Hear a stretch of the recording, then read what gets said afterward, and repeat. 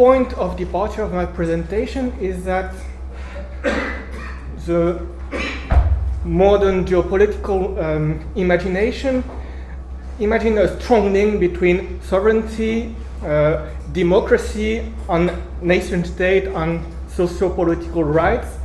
But since at least the 1990s, this link is becoming increasingly fuzzy, not only due to multiple level institutions, but also to migrations.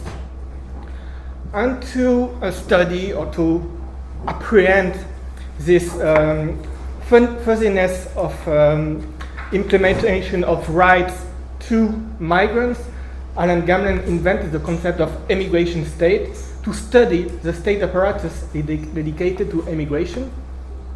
So with diaspora building and diaspora integration reforms becoming increasingly common. In many countries, since the 1990s, diasporas have been described as extraterritorial regions. For example, in Haiti, Jean-Bertrand Aristide explained that Haitian immigrants were the 10th department of Haiti. Likewise, in Ecuador, Rafael Correa described immigrants as Ecuador's 5th region, but this can be even at sub-state level. In Galicia, for example, they speak of immigration as the Quinta Provincia of Galicia. But the literature which studies those phenomena emphasizes specifically the metaphorical dimension of such descriptions, with the explanation that those descriptions are there to create a strong symbolical bond between the people that stay in the country and the people who go outside the home country. In this presentation, my aim is to explain that this is not only symbolical. I'm trying to argue that extraterritorial regions can have also a concrete political and administrative dimension. And I will take France as a case study because French immigration is a case which is globally forgotten by the literature on migration. And I will explain you that France has created a very original political administrative framework for immigrants, which has created a French political space abroad. So the question I'm trying to explore are, can a region be extraterritorial? Can we characterize the immigration state as a form of non-territorial autonomy?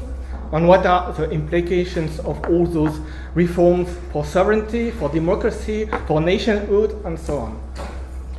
So, as I said, France created a very innovative and strong system for French abroad, which creates territoriality both at the global and at the local level. And a territorialization which produced both top-down, which the French government, the Ministry of Foreign Affairs, and consulates to control the French diaspora and give services to French living abroad. But also this territorialization has a bottom-up dimension with, I will explain later, consular councils at the local level, an assembly of French abroad at the regional level, and a French parliament with representatives of French immigrants in it.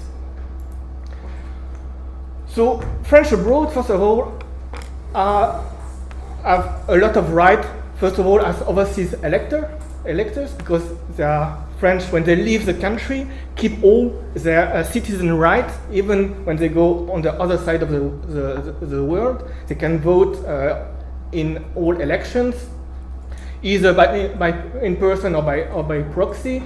They can take part to the presidential elections, the national referendums, the European elections, and so on. And France implements a huge organization to make that right possible. So it's not only theoretical in so many countries, it is effective.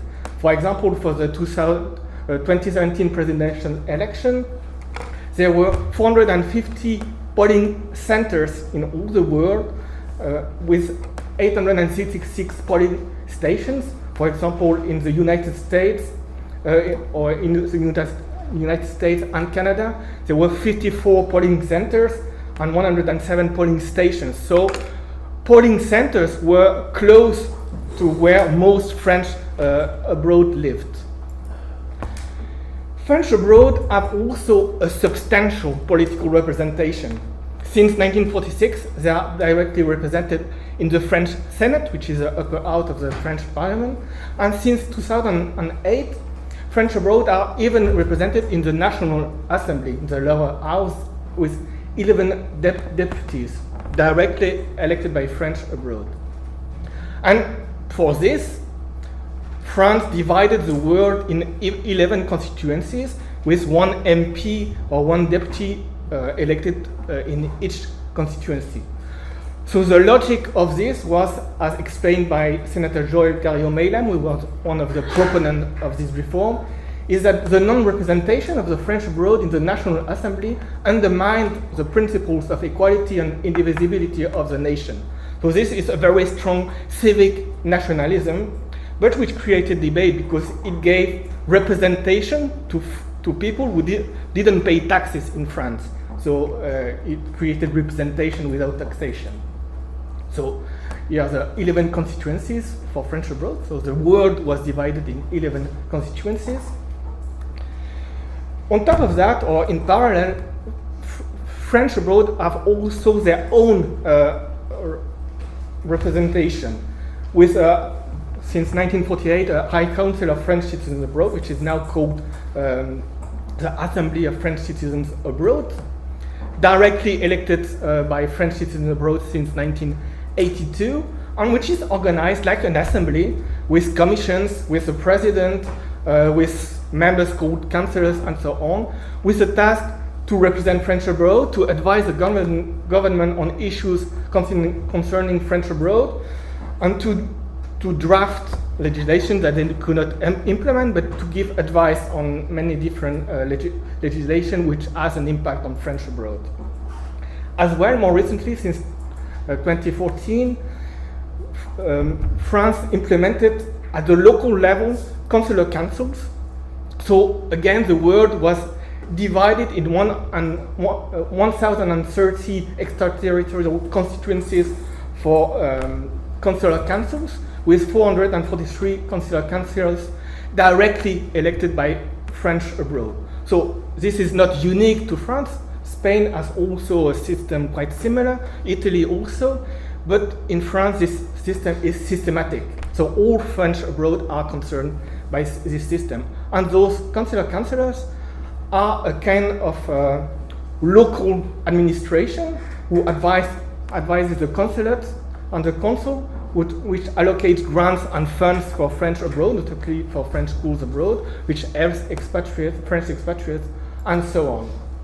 So this created a whole system of representation and of rights, civic rights, but also social rights for French abroad. So now, is this similar to non-territorial autonomy? So I'm going to discuss this. So the French system is not unique. As I said, the Italian one is very, very similar.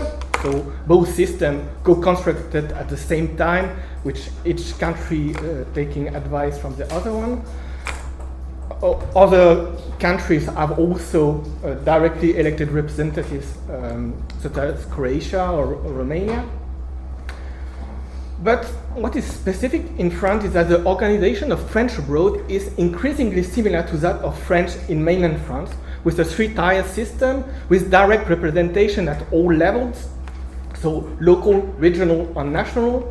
And the discourse to imagine those French abroad is increasingly similar to that to represent French living in France. For example, on the website of many consulates, you have a little bit mayor, a little bit prefect. The consul is the chief of the French community. And even during the last elections, many candidates explained that they wanted French abroad to become the 19th region of France. Catalyzed by this system, this has created also or reinforced a French political space abroad, which is rules, which is debates, which it claims, at both the local and regional level. So this was catalyzed by two old associations, the Union des Français de l'étranger and Français du Monde.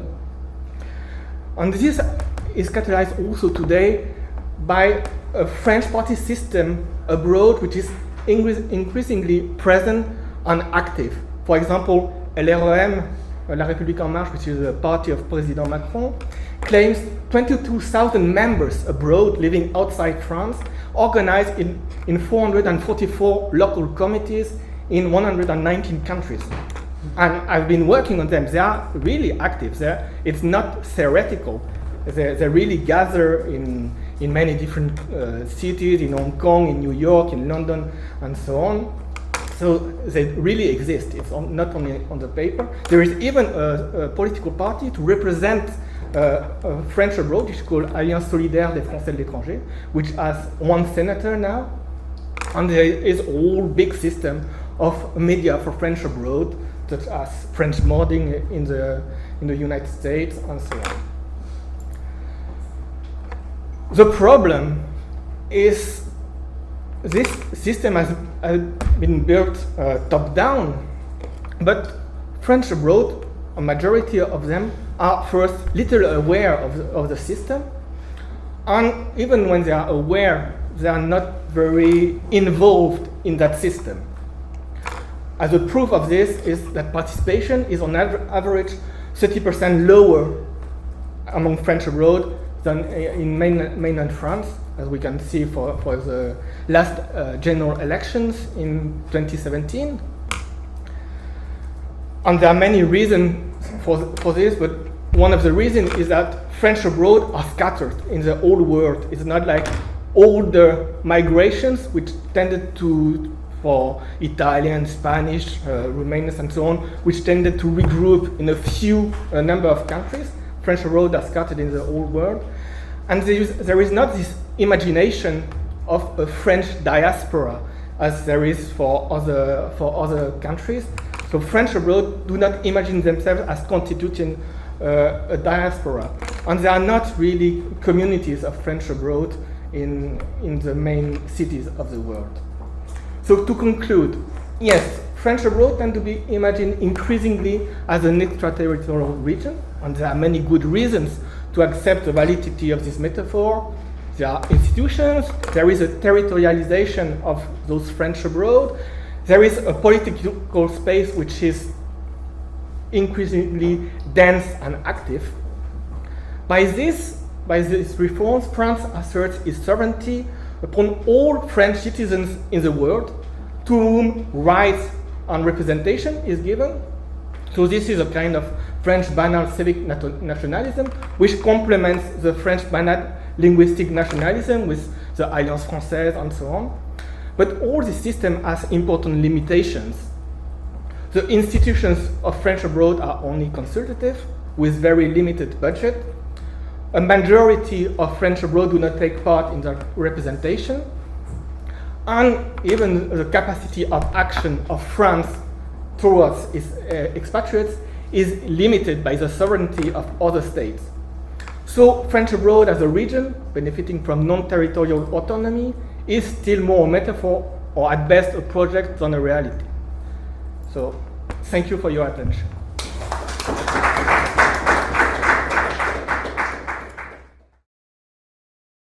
I'd just like to ask a question. Have you observed any movement towards perhaps greater participation or a modification of how this system works, given the intense use now of new media, social media in particular? I get the impression that there is, okay, they may not be constituted in communities, although London is an arguable case that there's a density there, a very high number, 600,000 of them in London. But around schools and so on, but is there densification of that community now using new media? Social networks are very important, Facebook, Twitter, of course, and there is also new online media like Le Petit Journal, for example. There is Le Petit Journal Zurich, Le Petit Journal New York, and so on. So yes, these also participate to create this French political space abroad, and including, well, there is not Le Petit Journal in Ireland, as far as I know, but there are groups in many cities in Ireland also which are quite active, even among people working on that topic. Maybe you know Henri Leperrier, who is representative of French living in Ireland and who is very committed to the issues of language diversity. There could be possibly differences, I think, in the level of participation. Ireland being relatively close to France, people will be over and back. I think they're nearby. It would obviously be a different case from, the French in Brazil or Argentina. I suspect there might be a difference there as well in terms of the level of participation. No, there is no clear link. For example, the constituency where the participation is highest is Asia. So where there are not that many French people, but in Hong Kong, in Tokyo, in Melbourne, they are very active, for example, and they are furthest from France. And there is a problem in the relationship between the residents of the territoire d'outre-mer and the French state. For example, the Cantos. How do you, would you call them French residing abroad to the Cantos? What? Cantos. People the French speakers living in New Caledonia who are very determined in terms of the processes that is taking place in the country, particularly denying the right of the indigenous people to have an independent state. Caldoche and Kanak are French citizens living officially, according to international law, on the territory of the French Republic. So they've got direct representation also. Well, that is precisely the problem. But it's a very civic nationalism based on papers. If you've got a French passport, then you're concerned. Then you're included in that system, even if you never lived in France. But it's not. And some of them do not speak French. For example, in Switzerland, in Zurich, the deputy was explaining me that many French came to vote, and they were not even able to read French. So it's not linked to language, it's not linked to origin, it's linked to papers only. So an Algerian who came to work for 20 years in France got French nationality and then went back to Algeria to retire, is still included in that system, but not a French-speaking Québécois. No. What is the relation to the Francophonia? So do they interact in somehow, which is also a very state-driven institution for the non-citizens? And the second thing that I was wondering, that I might have problem in formulating it correctly. You are talking very much about non-territorial arrangements, of course, but the very term autonomy here is the hiatus. Where do they want to be autonomous from? Where do they claim autonomy from which institution or from which state? So, for instance, if they want to have the French schooling system assured in the countries where they're living, which is a very important point, I assume. I mean, the main thing with the network of Lycée Français is that they 100% follow the French curriculum. So there's no autonomy. So it's the opposite of autonomy. It's non-territorial, but it's not autonomy. It's a non-territorial arrangement, but yeah. Yeah, so I'm going to answer yes to both questions. Yes, there is a strong link with Francophonia. As I said at some point, it complements, Francophonia is linguistic French nationalism to keep a kind of linguistic imperialism. And this system is more like civic nationalism, but French abroad are the main proponents of Francophonia. They are very proactive on this. Many of the activists of French abroad are also active in Alliance Française or in French lycée and so on. So yes, there is a strong link, and it's one of the reasons that French abroad are very active, for example, in Montreal. Yeah. So, or in Brussels, or in many different, or in Maroc, or in Geneva, and so on. So So activism is not linked to the difference of culture. So they are also more active that they are in a culture similar to theirs. The second question, no, it's not autonomy. It's still a metaphor, but they are asking for it. They are asking for French schools wherever they live. So they want to remain French wherever they live with French schools. One of the big claims is also social security, because a French, when he leaves France, he loses French social security. So that's one of the big claims, that wherever a French is, he should keep the same social rights as French living in France. So it's not autonomy in the sense that they don't want something specific. They want to remain as if they were still living in France. So they want to have exactly the same things that French living in France have. And they want... France. What? Global France. Yes. Yeah, they want to have the same social security, the same schools, the same media, and the same system of representation at the local level with the consular council, which are the equivalent of municipalities, and the Assembly of French abroad, which is the equivalent of the regional council. So yes, they want the same. They don't want to be different. That's why they say we are not français de l'étranger, but we are français à l'étranger. We are not, well, in English it's difficult to translate this nuance, but yeah. That's very important. I think it's interesting because if you want to define what is autonomy, in a sense there is the non-territorial aspect, but there's not the autonomy aspect. The autonomy aspect becomes assimilation or re-assimilation or re-acculturation. So it's very interesting in terms of theory, I think.